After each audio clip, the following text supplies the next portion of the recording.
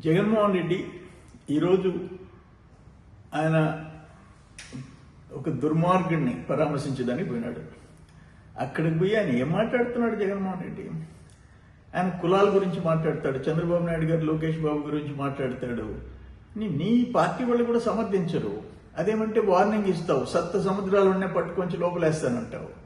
ఇది కర్మ. నేను ఒక సలహా చెప్తా. ఇప్పుడు ఈయన పోయి చూసి వచ్చావు, ఒక మనిషి అనే వాడు చేయని దుర్మార్గాలు చేసిన వాడిని జైలుకి పోయి పరామర్శించావు. అక్కడ మీ తల్లి పైన, మీ చెల్లి పుట్టక పైన చేసిన సోషల్ మీడియాలో వ్యాఖ్యలు చేసిన పోస్టింగ్లు పెట్టినవాడు జైల్లో ఉన్నాడు.